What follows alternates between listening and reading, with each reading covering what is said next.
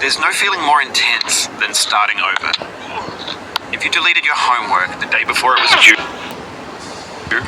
as I have, or if you left your wallet at home and you have to go back after spending an hour in the commute. If you won some money at the casino and then put all your winnings on red but it came up black. If you got your best shirt dry cleaned before a wedding and then immediately dropped food on it. If you won an argument with a friend and then later discovered that they just returned to their original view. Starting over is harder than starting up. If you're not ready for that, like if you've already had a bad day, then what you're about to go through might be too much. Feel free to go away and come back. I'll be here. Alright, thanks for coming with me on this trip. I'll understand if you have to take a break at any point. Just find a safe place to stop, quit the game. Don't worry, I'll save your progress, always, even your mistakes. This game is a homage to a free game that came out in 2002, titled Sexy Hiking. The author of that game was Jazzuo, a mysterious Czech designer who was known at the time as the father of B games. And B games are rough assemblages of found objects. Designers slap them together very quickly and freely, and they're often too rough and unfriendly to gain much of a following. They're built more for the joy of building them than as polished products. In a certain way, Sexy Hiking is the perfect embodiment of a B game. It's built almost entirely out of found and recycled parts, and it's one of the most unusual and unfriendly games of its time. In it, your task is simply to drag yourself up a mountain with a hammer. That act of climbing, in the digital world or in real life, has certain essential properties that give the game its flavor. No amount of forward progress is guaranteed. Some cliffs are too sheer or too slippery, and the player is constantly, unremittingly in danger of falling and losing everything.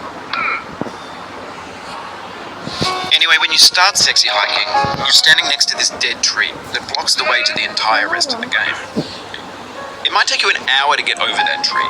A lot of people never got past it. You prod and you poke at it, exploring the limits of your reach and your strength, trying to find a way up and over.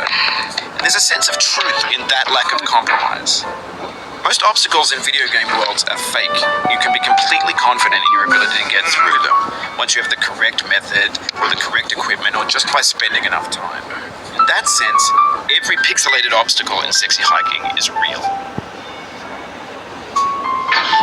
The obstacles in Sexy Hiking are unyielding, and that makes the game uniquely frustrating. But I'm not sure Jazzuo intended to make a frustrating game. The frustration is just essential to the act of climbing, and it's authentic to the process of building a game about climbing. A funny thing happened to me as I was building this mountain. I'd have an idea for a new obstacle, and I'd build it, test it, and it would usually turn out to be unreasonably hard. But I couldn't bring myself to make it easier. It already felt like my inability to get past the new obstacle was my fault as a player rather than as a builder. Imaginary mountains build themselves from our efforts to climb them, and it's our repeated attempts to reach the summit that turns those mountains into something real. When you're building a video game world, you're building with ideas, and that can be like working with quickset cement. You mold your ideas into a certain shape that can be played with, and in the process of playing with them, they begin to harden and set until they're immutable, like rock. And at that point, you can't change the world, not without breaking it into pieces and starting fresh with new ideas.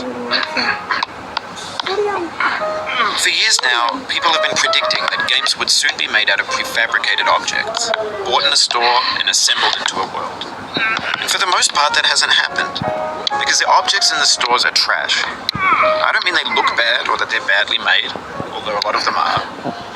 I mean they're trash in the way that food becomes trash as soon as you put it in the sink. Things are made to be consumed and used in a certain context, and once the moment is gone, they transform into garbage. In the context of technology, those moments pass by in seconds. Over time, we've poured more and more refuse into this vast digital landfill that we call the internet. It now vastly outnumbers and outweighs the things that are fresh and untainted and unused. When everything around us is cultural trash, trash becomes the new medium, the lingua franca of the digital age. Now, you can build culture out of trash, but only trash culture. B games, B movies, B music, B philosophy. Maybe this is what digital culture is. A monstrous mountain of trash, the ash heap of creativity's fountain. A landfill with everything we ever thought of in it. Grand, infinite, and unsorted. There's 3D models of breakfast, Gen X's fanfic novels, scan magazines, green screen Shia LaBeouf, banned stuff scenes on LiveLeak. Facebook's got lifelike bots with unbranded adverts and candid shots of Kanye and Taylor Swift mashups, car crash epic failed GIFs, Russian dashcam vids, discussions of McRibs, discarded, forgotten, unrecycled, muddled, rotten, untitled. Everything's fresh for about 6 seconds, until some newer thing beckons, and we hit refresh. And there's years of persevering, disappearing into the pile, out of style, out of sight. In this context, it's tempting to make friendly content that's gentle, that lets you churn through it but not earn it. Why make something demanding if it just gets piled up in the landfill, filed in the bland things? When games were new, they wanted a lot from you. Daunting you, taunting you, resetting, delaying you. Players played stoically. Now everyone's turned off by that. They want to burn through it quickly. A quick fix for the fickle, some tricks for the clicks of the feckless. But that's not you, you're an acrobat. You could swallow a baseball bat. Now I know, most likely you're watching this on YouTube or Twitch, while some dude with 10 million views does it for you. Like a baby bird being fed chewed up food. That's culture too. But on the off chance that you're playing this, what I'm saying is, trash is disposable, but maybe it doesn't have to be approachable. What's the feeling like? Are you stressed? I guess you don't hate it if you got this far. Feeling frustrated? It's underrated. An orange is sweet, juicy fruit locked inside a bitter peel. That's not how I feel about a challenge. I only want the bitterness. It's coffee. It's grapefruit. It's licorice. It feels like we're closer now. Composer and climber, designer and user. You could have refused, but you didn't. There was something in you that was hidden, that chose to continue. It means a lot to me that you've come this far, endured this much. Every wisecrack, every insensitivity, every setback you've forgiven me is a kingly gift that you've given me. We have the same taste, you and I. It's not ambition, it's ambition's opposite. An obdurate mission to taste defeat. You'll feel bad if you win, so I put this snake in for you. Have you thought about who you are in this? Are you the man in the pot, Diogenes? Are you his hand? Are you the top of his hammer? I think not.